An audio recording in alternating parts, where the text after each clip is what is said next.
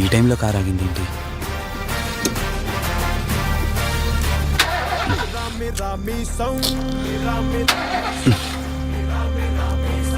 ఛే.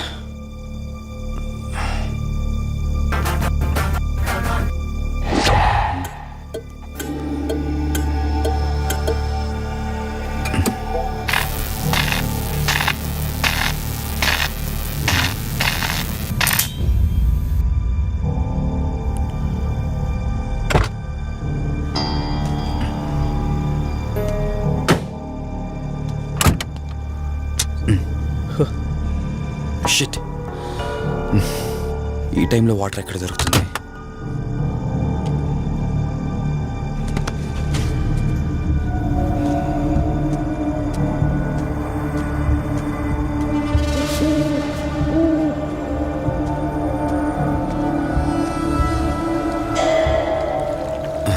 Thank God.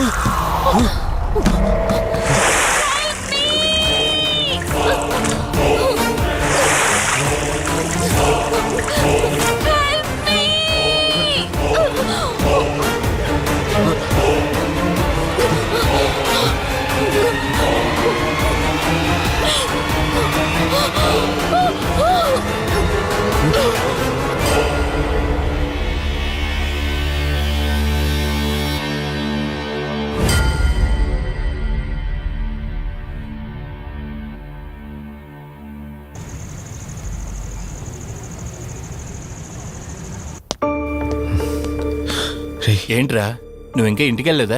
తనకి ఎలా ఉందిరా? షీఈ్ ఆల్ రైట్ రా. కరెక్ట్ టైంలో తీసుకొచ్చా. Thank God. నీటిలో పడ్డం వలన పెద్దగా దెబ్బలు కూడా ఏం తగలలేదు. ఫిజికల్గా తను బానే ఉంది.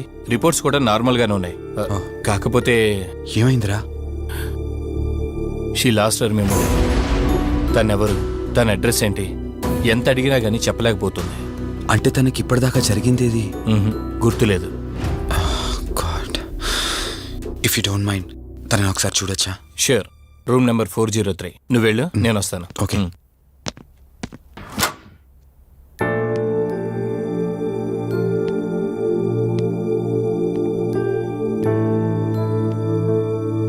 హాయ్ అండి. మిమ్మల్ని సేవ్ చేసింది నేనే. బై ద వే, నా పేరు కార్తిక్. డాక్టర్ చెప్పారు మీకు జరిగిందేది గుర్తులేదని. మీ వాళ్ళ గురించి నేను కనుక్కుంటాను. మీరు రెస్ట్ తీసుకోండి.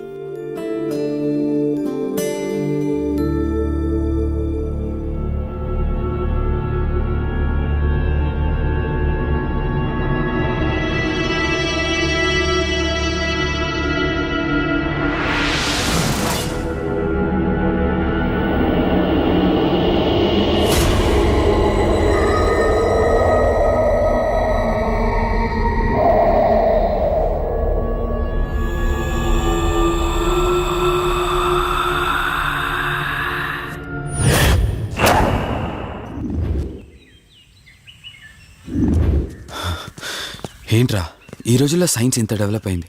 ఆ అమ్మాయి నార్మల్ కండిషన్లోకి తీసుకొచ్చే దారేం లేదంటావా? అవునరా, నువ్వు చెప్పింది కూడా కరెక్టే. అప్పుడప్పుడు ఇలాంటి కేసెస్ వస్తే మా డాక్టర్స్ కూడా సవాల్గా ఉంటుంది. అంటే ఎన్ని రోజులు పట్టచ్చు? ఎగ్జాక్ట్గా ఎన్ని రోజులని చెప్పలేం కానీ ఒక్కోసారి వన్ డేలోనే గుర్తుకొచ్చేయచ్చు. కొంచెం క్రిటికల్ అయితే ఓ 4 రోజులు పట్టచ్చు. సమ్టైమ్స్ లైఫ్ లాంగ్ గుర్తు రాకపోయినా ఆశ్చర్యపోకర్లేదు. అంటే మనం ఏం చేయలేమా? చేయలేమని కాదురా, మన ప్రయత్నం మనం చేద్దాం. ఎందుకని మంచిది, పోలీస్ కంప్లైంట్ ఇద్దాం. అది కాదురా, పోలీస్ కంప్లైంట్లో అది ఇది అంటే ఈ కేసులు ఇంట్రాగేషన్లు అన్నీ ఉంటాయి. అవసరం అంటావా? తప్పదురా, అసలే యాక్సిడెంట్ కేసు. పోలీస్ కంప్లైంట్ ఇవ్వకుండా మేము ట్రీట్మెంటే స్టార్ట్ చేయకూడదు. నువ్వు నా ఫ్రెండ్ కాబట్టి రిస్క్ చేశాను.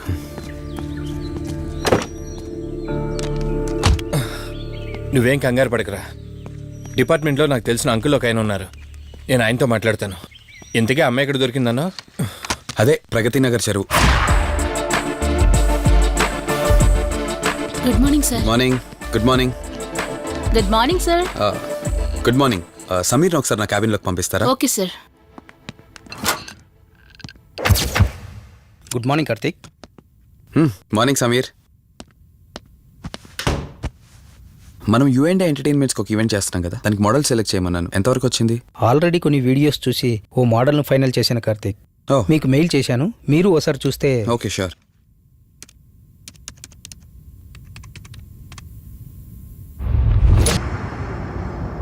వావ్. రే వాసు చెప్పరా. రే అదే సిఐ అంకుల్ నేను అమ్మాయి దొరికిన చెరువు దగ్గరికి వచ్చాం. నువ్వు వెంటనే బయలుదేరి ఇక్కడికి వచ్చా. ఓకేనా? ఓకే ఓకే, వెంటనే బయలుదేరుతున్నాను. సమీర్, ఈ అమ్మాయి పర్ఫార్మెన్స్ బాగుంది. నేను అర్జెంట్గా పని మీద వెళ్తున్నాను. మిగతా ఫార్మాలిటీస్ అని మీరు ఫినిష్ చేయండి.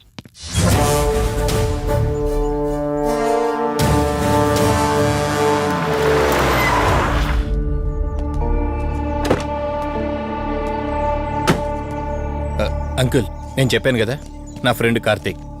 Hello sir. ఇక్కడే కదా నీకు అమ్మాయి దొరికింది? అవును సార్.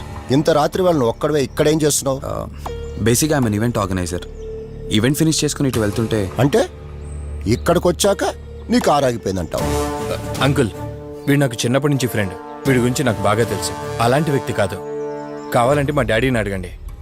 నువ్వు చెప్పేది కరెక్టే కావచ్చు వాసు. ఈ ఒంటి మీద యూనిఫామ్ ఉందే దేన్ని పూర్తిగా నమ్మదు. ఓ పని చేయండి, రేపు పేపర్లో అమ్మాయి ఫోటో వేయించండి. తన వాళ్ళు ఎవరైనా వస్తారేమో చూద్దాం.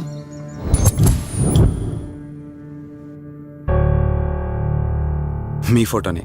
మీరు గతం మర్చిపోయారు కదా, మీకు సంబంధించిన వాళ్ళు ఎవరైనా వస్తారేమో అని చిన్న ప్రయత్నం.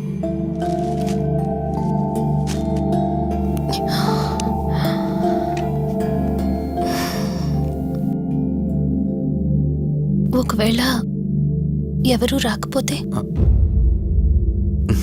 అయ్యో అలా అంటారేంటండి, తప్పకుండా వస్తారు.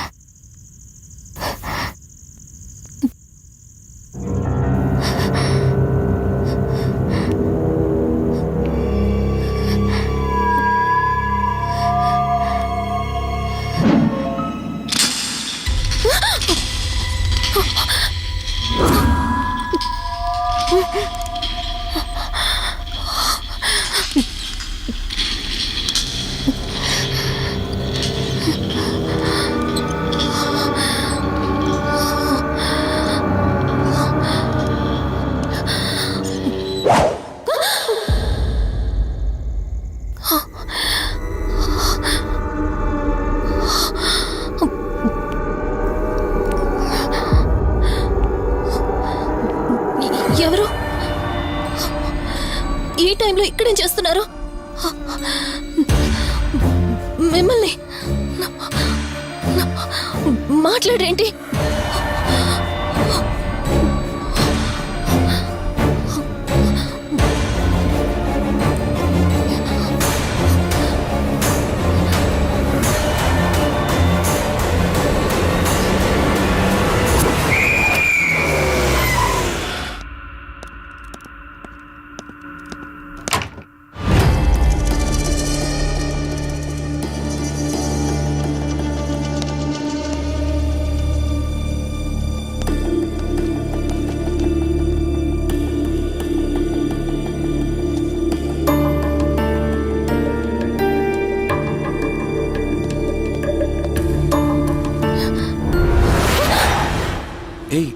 నేను కార్తిక్ని. ఏం సడన్గా అలా ఉలిక్కి పడ్డారు? భయంగా ఉంది కార్తీక్. ఏదో తెలియని భయం నన్ను వెంటాడుతోంది. కలని తెలిసినా మనసు నమ్మట్లేదు. ఇక్కడే ఉందామంటే ధైర్యం చాలట్లేదు. మర్చిపోయిన గతం కంటే నా ఒంటరితనం నన్ను ఎక్కువ భయపెడుతోంది. నన్ను ఇక్కడి నుంచి వేరే చోటికి తీసుకువెళ్ళగలవా కార్తీక్? భయంగా ఉంది కార్తీక్.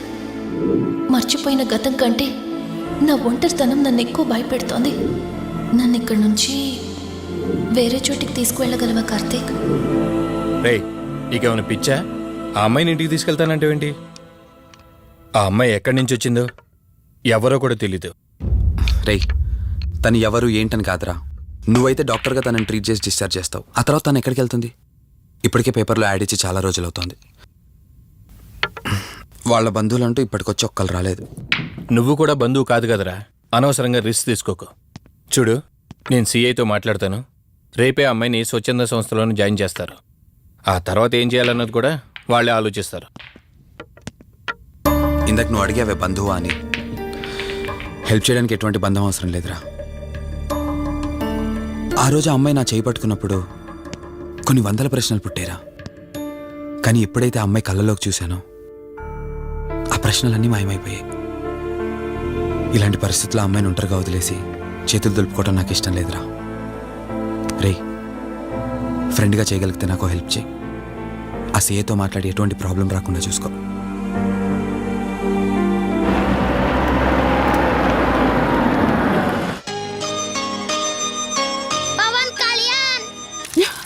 ఈ ట్యాప్ ఒకటి వస్తామని ఇరిటేట్ తెప్పిస్తుంది.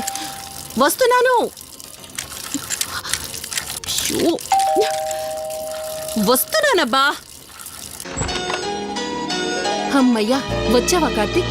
నువ్వు ఫోన్ చేసినప్పటి నుంచి ఆ ట్యాప్ కారుతూనే ఉంది.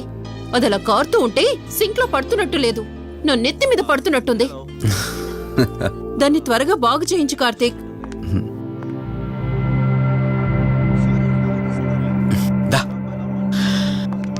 నేను చెప్తూ ఉంటానే, తనే మా వదిన. అన్నయ్య ఎప్పుడు ఫుల్ బిజీగా టూర్స్ తిరుగుతుంటాడు. కానీ మా వదిన మాత్రం నన్ను సొంత కొడుకులా చూసుకుంటుంది. ఇంతకీ ఈ అమ్మాయి చెప్పలేదు కదా, తను నా ఫ్రెండ్. హాస్పిటల్ పని మీద వచ్చింది వదిన. తన పేరు Anyhow, I'm Siddharth Roy. Madhumati. Madhumati.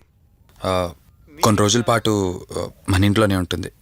సరే, తనను పైకి తీసుకువెళ్ళి రూమ్ చూపించు. సరే, నువ్వు వెళ్ళమ్మా. రా.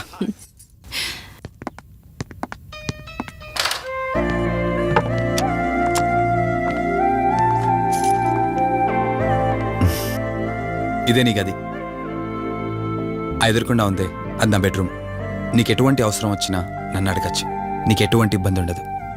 నాకు భయంగా ఉందని ఒక్క మాట చెప్పగానే ఏమీ ఆలోచించకుండా ఇంటికి తీసుకొచ్చారు. నా గురించి ఏమీ తెలియకుండానే ఇంతెందుకు చేస్తున్నారు? నాకు తెలిసిందల్లా ఒకటే, నేను చేస్తున్న పని నాకు కరెక్ట్ అనిపించింది, అందుకే చేస్తున్నాను. నేను కళ్ళు తెరిచిన తర్వాత చూసిన ప్రతి ఒక్కరూ మంచిగానే కనిపిస్తున్నారు. కానీ కార్తీక్ని చూసినప్పుడల్లా ఎన్నో సంవత్సరాల నుండి మా మధ్య అనుబంధం ఉన్నట్లు అనిపిస్తోంది. తన మాటలు వింటుంటే నాలో ఏదో తెలియని చిన్న ఆనందం కలుగుతోంది.